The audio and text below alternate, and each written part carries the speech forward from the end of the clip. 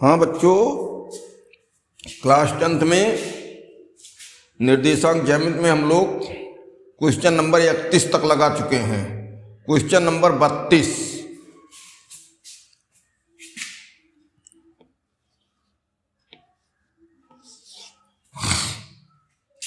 32 में क्या कहता है? यदि बिंदु 4 0 बिंदुओं ऋण 8 13 व यक्ष 7 को मिलाने वाली रेखा का मध्य बिंदु है, तब यक्ष का मान ज्ञात कीजिए। देखो, सवाल पढ़ने में उलझा हुआ लगता है, लेकिन ऐसी बात नहीं है। एक बिंदु 4 0 है जो बिंदुओं ऋण 8 13 यक्ष 7 को मिलाने वाली रेखा का मध्य बिंदु है। 4 0 जो है ये रेखा का मध्य बिंदु है। हम रेखा बना देते हैं पहले।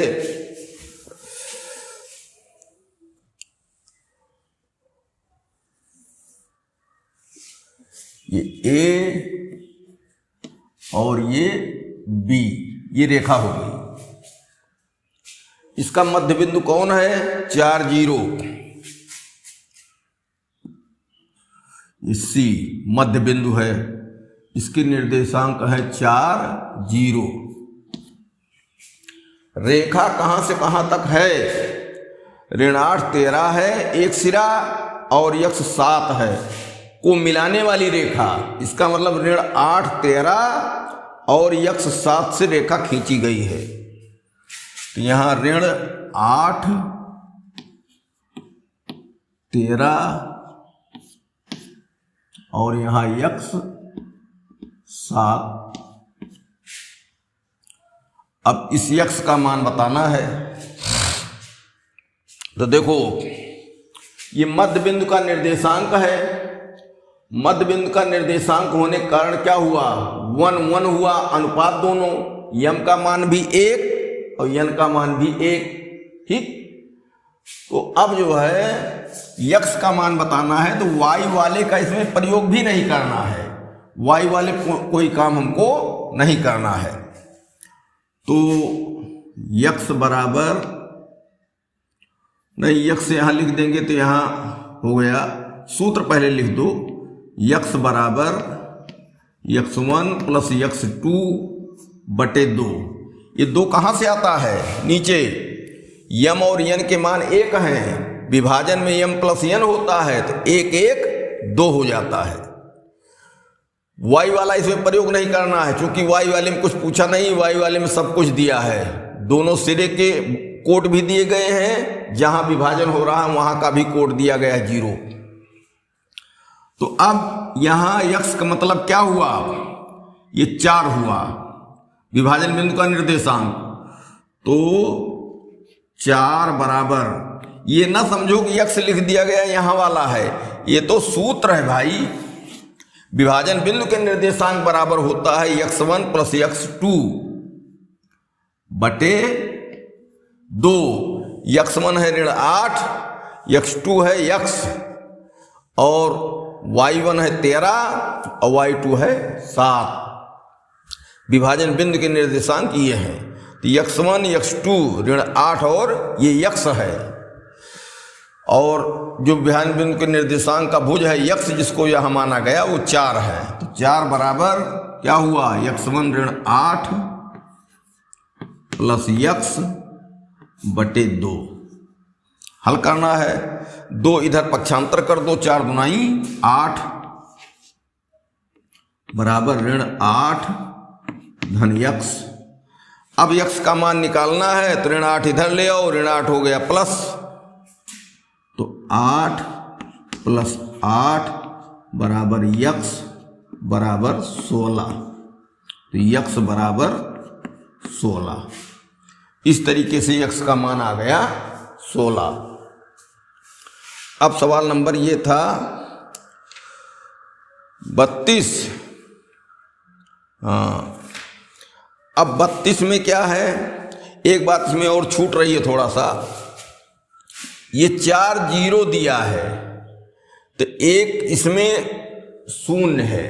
हमने बताया था कि जब भुज या कोट अर्थात x या y में से अगर कोई 0 रहेगा तो वो बिंदु अक्ष पर रहेगा। ये बिंदु अक्ष पर है, 4 0 अक्ष पर है। अब किस अक्ष पर है? भुज का मान तो 4 है, 4 चल पाए हो, और कोट y का मान 0 है, कोट पर नहीं चल पाए हो। इसका मतलब ये x अक्ष पर बिंदु है, x अक्ष के धनात्मक भाग पे है, x अक्ष के धनात्मक हिस्से पर ये बिंदु है। अब सवाल नंबर 33।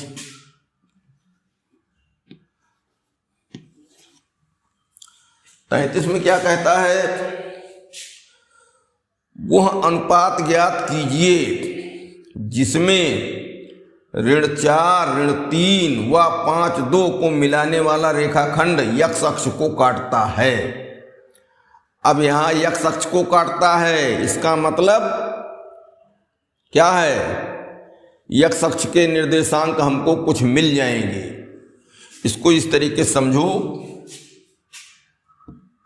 ये 0 0 x ऋण x y ऋण y रेखाखंड x अक्ष को काटता है, यहां काट रहा है। तो अक्ष पर ये बिंदु पड़ा, इसके निर्देशांक क्या हो गए? x और 0, अर्थात भुज का मान तो x है लेकिन कोट का मान क्या है? 0।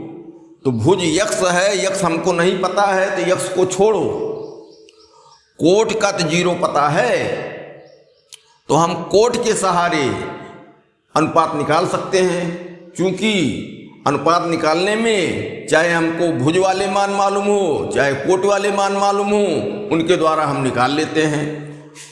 अब यहाँ जो है जब x अक्ष को काटता है तो x अक्ष पर y का मान होता है 0, y वाले सूत्र के सहायता से निकाल लेंगे, x वाले सूत्र का प्रयोग नहीं होगा।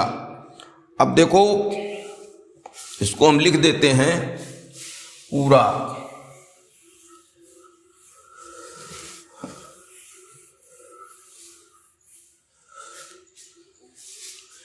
इसके लिए एक रेखा खींच दी जाए, चित्र में बनाए हैं ये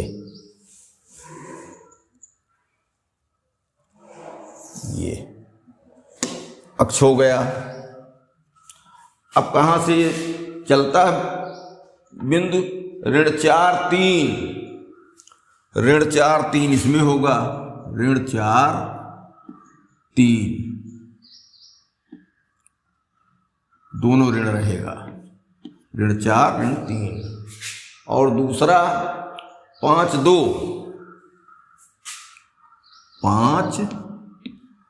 2 ये बिंदु है, ठीक। अब इनको मिलाने वाला रेखाखंड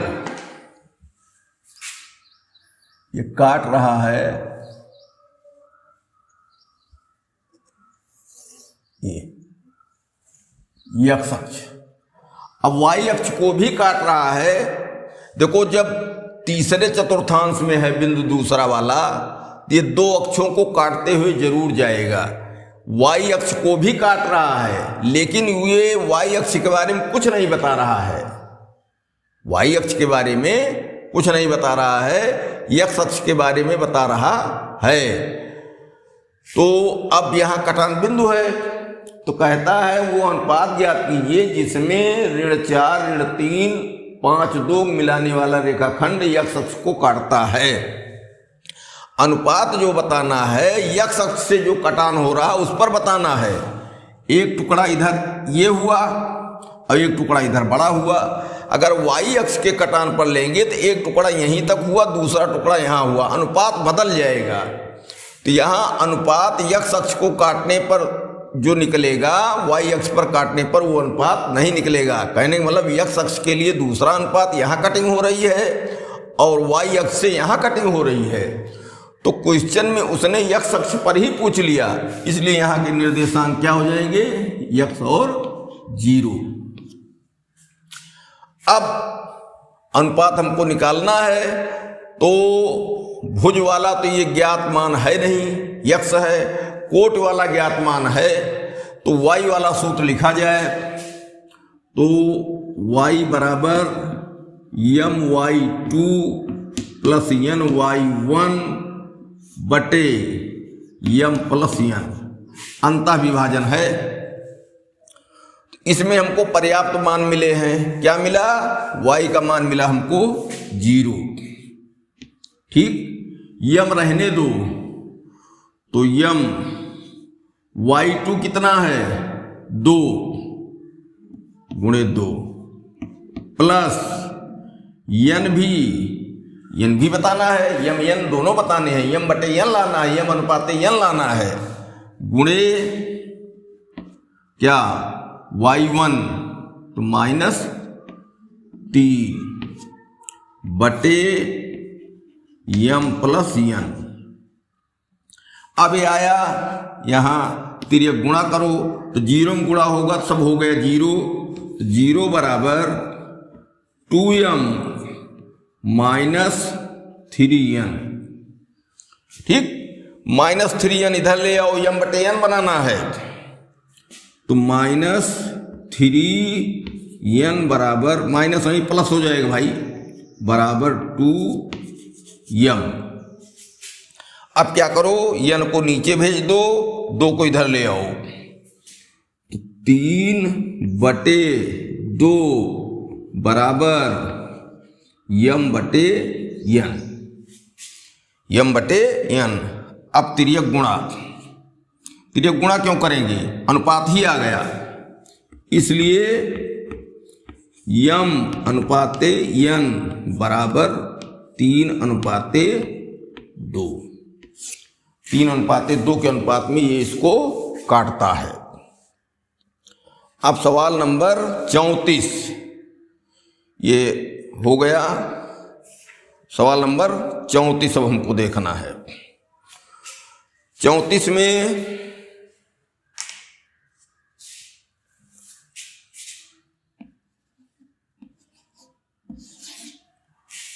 में थोड़ा सवाल लंबा है। कहता है कि त्रिभुज ABC के शीर्षों के निर्देशांक -1 3 -3 2 5 -1 हैं। सिद्ध कीजिए कि शीर्ष A से डाली गई माध्यिका की लंबाई √41/4 इकाई है। त्रिभुज ABC के निर्देशांक क्रमशः, तो हम क्या बनावें? पहले एक त्रिभुज बनावें।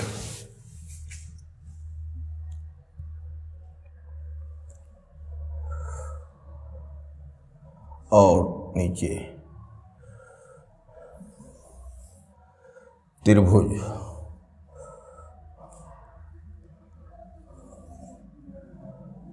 कोई भी त्रिभुज एक बना लिया जाए।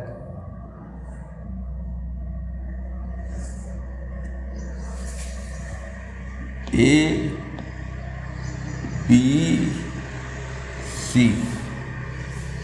इनके निर्देशांक क्रमशः ऋण 1 3, तो यहां हो गया ऋण 1 3, ये हो गया। B का निर्देशांक, B का हो गया ऋण 3 2, ऋण 3 2। C के निर्देशांक 5 ऋण 1 5 ऋण 1, ये तीनों निर्देशांक हो गए। अब कहते हैं कि सिद्ध कीजिए शीर्ष A से डाली गई माध्यिका, A से माध्यिका का मतलब जो बीच में आके मिले, AD। ठीक, AD की लंबाई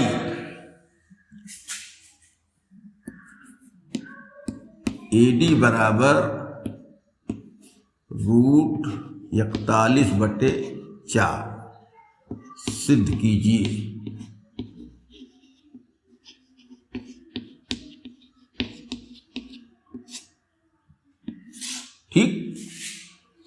फिर से समझो, ये त्रिभुज ABC है, तीनों के निर्देशांक क्रमशः दिए गए हैं। तो ABC लिखा है तो पहला निर्देशांक A माना जाएगा, दूसरा B, तीसरा C।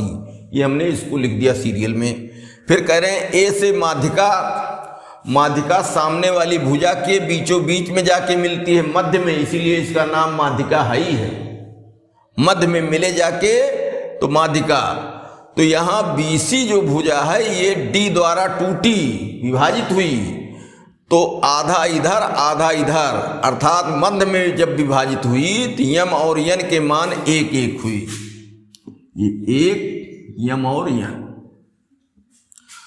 तो D के निर्देशांक हम निकाल लें। BC भुजा के सहारे D के निर्देशांक निकाल लें। मध्य बिंदु का निर्देशांक हुआ और दोनों तरफ x1 y1 x2 y2 दिया गया है। यहां से नहीं मतलब है अभी D के निर्देशांक हम निकालें। जब D के निर्देशांक निकाल लेंगे तो A और D के निर्देशांक हो गए, तो A और D एक रेखा हो गई।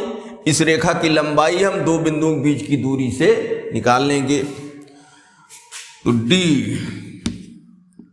बिंदु BC का मध्य बिंदु है। यहां के निर्देशांक x और y मान लिया जाए।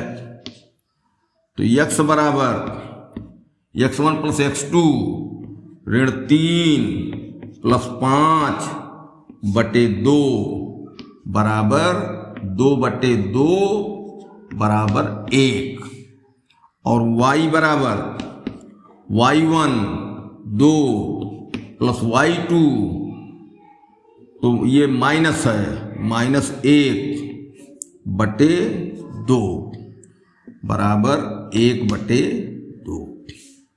तो x y के निर्देशांक क्या हो गए, 1 और 1/2।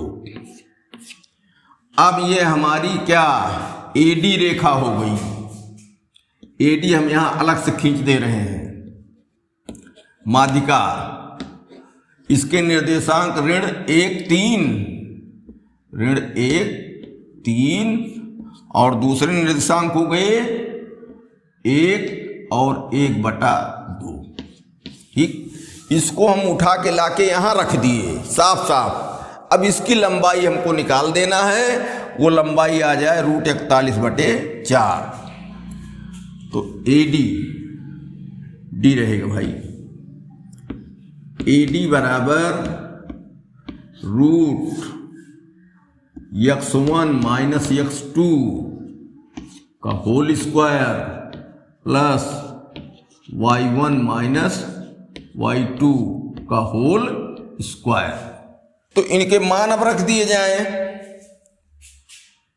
तो रूट के अंदर x1 ऋण 1 और -1 का होल स्क्वायर। अरे ऋण 1 है ही है और 1 है तो ये माइनस सूत्र का है, प्लस 3 ऋण 1/2 का होल स्क्वायर। अब यहां ऋण दोनों 2 हो गया, ऋण 2 और उसका वर्ग हो गया 4 प्लस यहां क्या हुआ, 3 में से 1/2 घटेगा तो 2.5 बचेगा, 2.5 2 सही 1/2 बचेगा और ये हो गया 5/2। 5/2 का वर्ग हो जाए 5/2 का वर्ग। एक लाइन और लिख लो। अब ये 4 तो है ही है, प्लस 5 25/4। अब कुछ नहीं है, 41/4 लाना है। अगर इस भिन्न को जोड़ दें तो हमारा उत्तर आ जाएगा।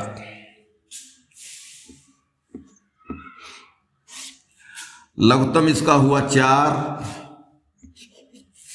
1 से भाग दिए 4 में 4 बार गया, 4 चौक 16, 4 से भाग दिए 4 में 1 बार गया तो 1 के 25, ठीक, और बराबर क्या आ गया 25 16 41/4, ये सिद्ध हो गया AD बराबर, ठीक। इस तरीके से यह सवाल नंबर 34 हो गया। अब सवाल नंबर 35, इसके लिए जगह कम है, इसको मिटा दिया जाए, स्क्रीनशॉट ले लो।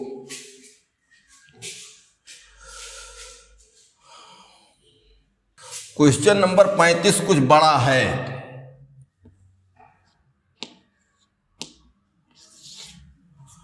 पैंतीस में कहता क्या है,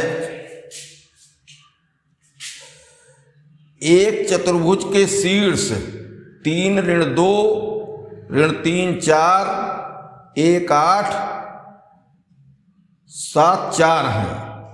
सिद्ध कीजिए चतुर्भुज की भुजाओं के मध्य बिंदुओं को मिलाने वाली रेखाएं एक समांतर चतुर्भुज बनाती हैं। देखो सवाल इत्मीनान से देखो, एक चतुर्भुज दिया गया है, वो नहीं बता रहा है कि आयत है कि वर्ग है, क्या है क्या नहीं, केवल चतुर्भुज है। बेमेल भुजाएं उसकी रहेगी, कोई भुजा बराबर होना जरूरी नहीं है। तो एक चतुर्भुज हो गया, चारों शीर्ष उसके दिए गए हैं। अब चारों भुजाओं के मध्य बिंदुओं को लिया गया और मध्य बिंदुओं को मिलाया गया तो फिर एक चतुर्भुज बना। वो चतुर्भुज कह रहे हैं कि सिद्ध करो कि वो समांतर चतुर्भुज है। तो एक सवाल यहां हुआ कि चतुर्भुज के मध्य बिंदुओं को ज्ञात करो, फिर दूसरा चतुर्भुज बनाओ, दूसरा समांतर चतुर्भुज है। इसके लिए क्या होगा, जैसे पहले सवाल लगाए थे, चारों भुजाएं ज्ञात करेंगे, दोनों विकर्ण ज्ञात करेंगे, सम्मुख भुजाएं बराबर होंगी, दोनों विकर्ण असमान होंगे, छोटे बड़े होंगे, तब सिद्ध हो जाएगा कि वो समांतर चतुर्भुज है। इतना काम है। तो इसमें जो है एक बड़ा चित्र बनाया जाए कुछ।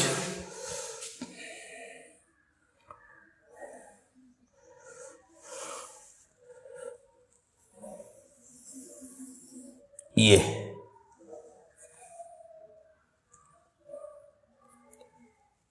चतुर्भुज लिया जाए, एक बन जाए,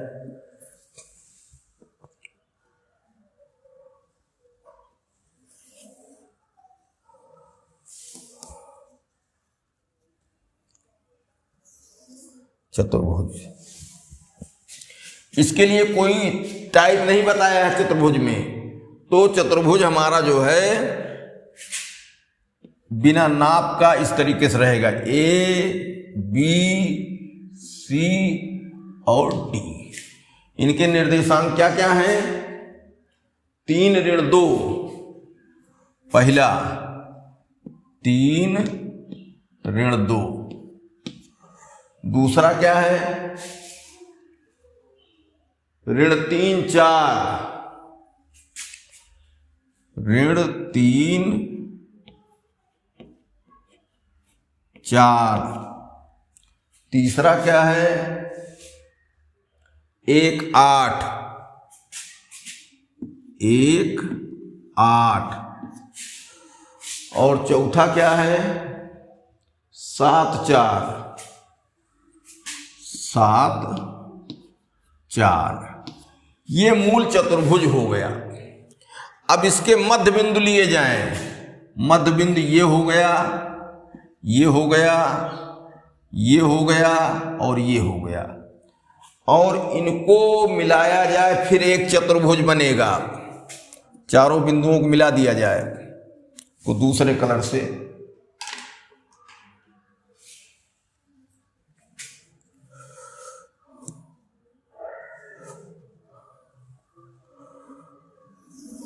ये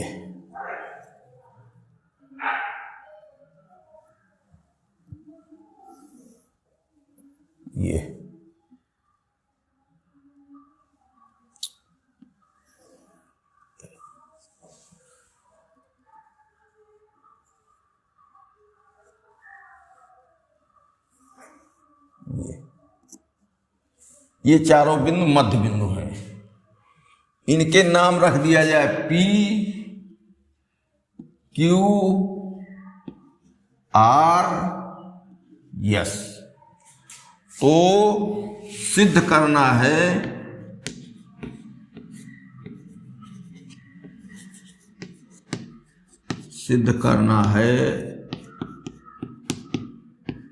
P, Q, R, S समांतर चतुर्भुज है। तो P, Q, R, S जो चतुर्भुज है, इसके शीर्ष अभी नहीं पाए हो। इसके शीर्ष P, Q, R, S हैं और ये इन भुजाओं के मध्य बिंदु हैं।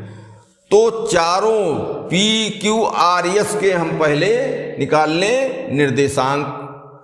तो P इन दोनों के मध्य में है, तो P के निर्देशांक, P के लिए तो क्या हुआ, x बराबर x1 प्लस x2 बटे 2, तो 7 3 10, 3 प्लस 7 बटे 2 ये 5 हुआ। और y ऋण 2 धन 4 बटे 2, तो धन 2 बचा, 2 1 के 2 1। तो P के निर्देशांक क्लियर कट लिखो, क्या आया 5 और 1, यहां 5 और 1 हो गया। Q के लिए, Q के लिए x बराबर, Q कहाँ है, इन दोनों के बीच में है, तो x1 प्लस x2 3 माइनस 3 बटे 2 बराबर 0 हो जाएगा। 3 में से 3 घटेगा, 0 बटे 2 बराबर 0। y बराबर 4 है और ऋण 2 है, तो धन 4 ऋण 2 बटे 2 बराबर 1। तो यहां आ गया Q के लिए हो गया 0 और 1, 0 और 1। ठीक, देख लो फिर से, x1 x2 ऋण 3 3 खत्म हो गया, 0 4 में से 2 जाएगा, 2 बटे 1। हाँ ठीक। अब R के लिए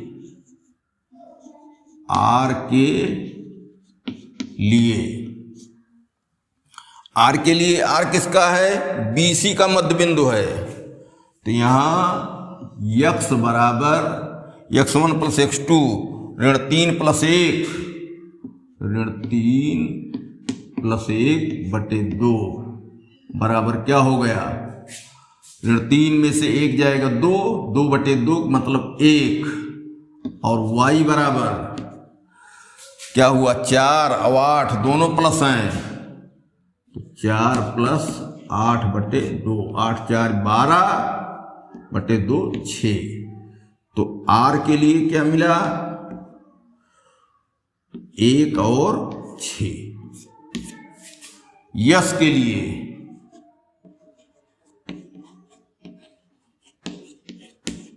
लिए यस C और D का मध्य बिंदु है। ठीक, तो यहां x बराबर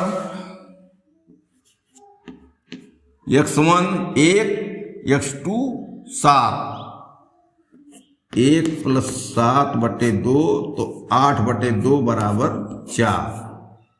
और y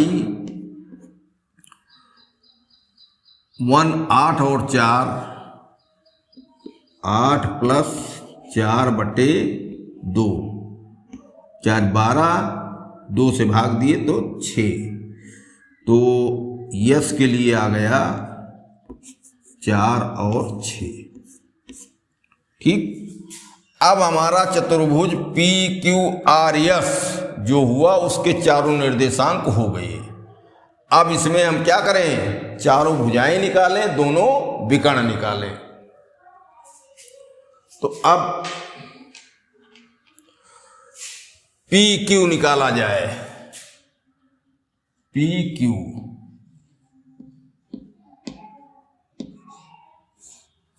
पी क्यू में क्या है, पी के निर्देशांक 5 1 निर्देशांक लिख दिया जाए। पी का निर्देशांक 5 1 और क्यू का 0 1 0 1। आर का निर्देशांक 1 6 1 6 और यस का 4 6, यहाँ 4 और 6, नहीं तो खोजने पर नहीं मिलेगा। अब दो बिंदुओं के बीच की दूरी वाला सूत्र पहला जो होता है x1 माइनस x2 का whole square plus y1 plus minus y2 का होल स्क्वायर पूरे का वर्गमूल। तो यहाँ अब क्या हुआ, 0 माइनस 5 का होल स्क्वायर प्लस 1 माइनस 1 का होल स्क्वायर, 1 माइनस 1 का होल स्क्वायर। तो 0 माइनस 5 का हो गया तो ये 5 ही हुआ माइनस, और 5 25, 1 माइनस 1 0, तो ये हुआ 25 बराबर 5। अब निकाला जाए क्यू आर रूट में। क्यू आर के लिए x1 माइनस x2 0 माइनस 1 का whole square plus y1 minus y2 1 minus 6 का होल स्क्वायर। तो यहाँ क्या हुआ, 1 माइनस 1 का स्क्वायर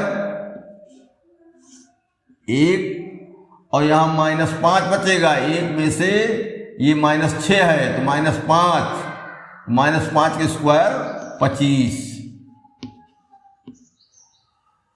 बराबर रूट 26। अब फिर आर एस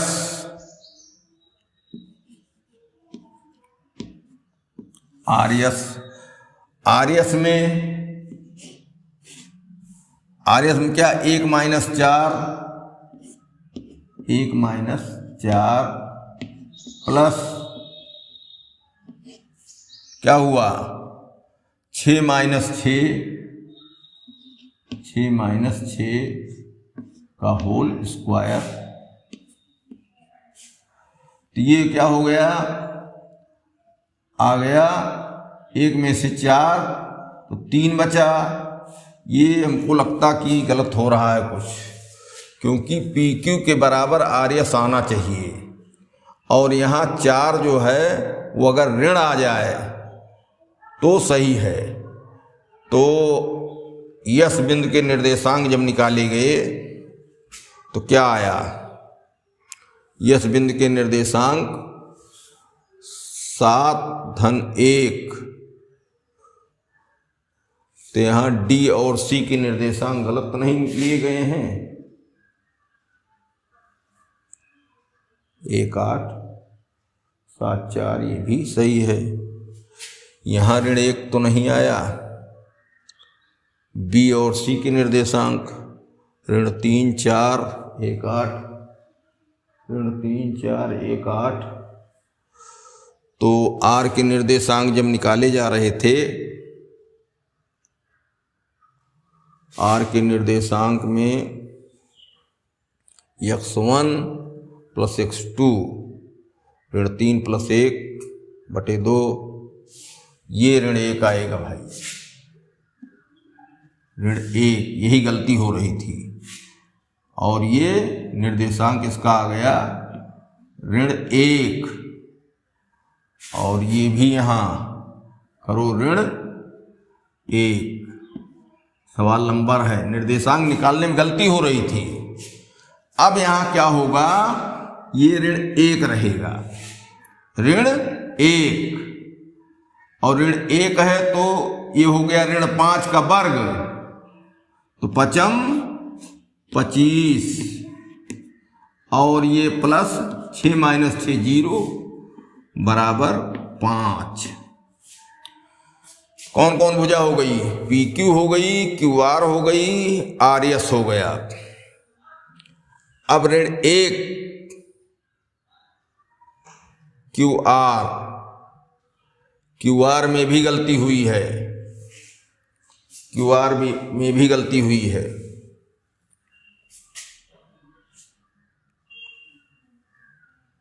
क्यू आर में गलती क्या होगी? क्यू आर में गलती नहीं होगी, चलो देखा जाएगा अभी, चूंकि रूट 26 इधर भी आना चाहिए। अब हमको अगली भुजा क्या निकालनी है? अब यस पी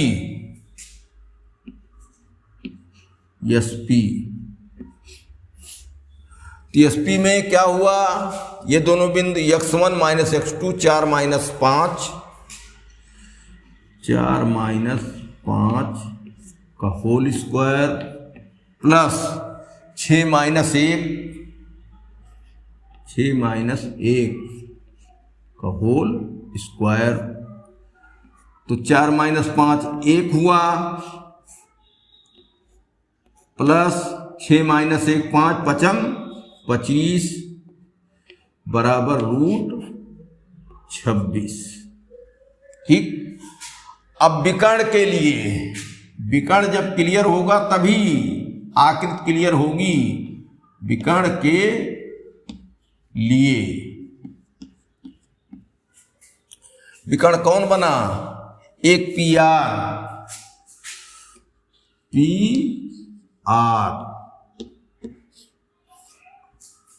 तो क्या 5 माइनस 1 ये है, दूरी निकालना है, तो 5 प्लस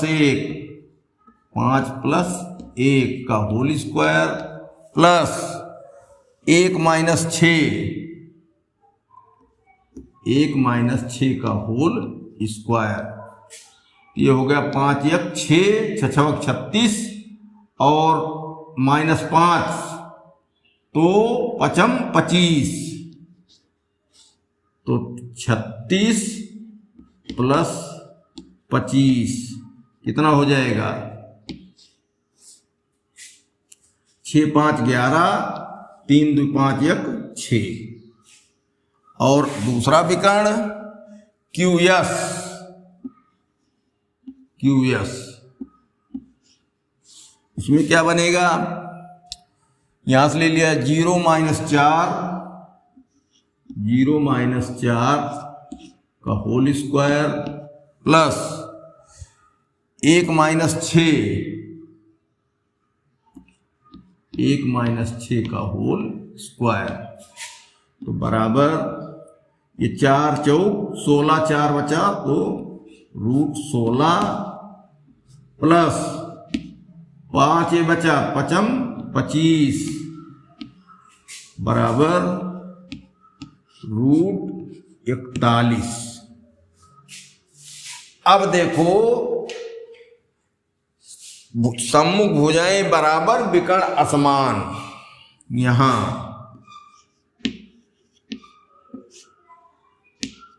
क्या सम्मुख भुजा कौन हुई? पी क्यू आर एस दोनों 5 5, पी क्यू बराबर आर एस। और दूसरी भुजा कौन हुई? क्यू आर और पी एस, क्यू आर और पी एस, क्यू आर बराबर पी एस, सम्मुख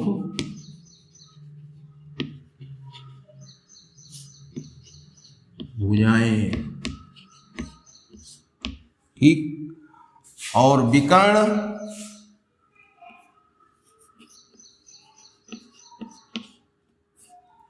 कौन? पी आर नॉट बराबर क्यू एस। ठीक, इसलिए चतुर्भुज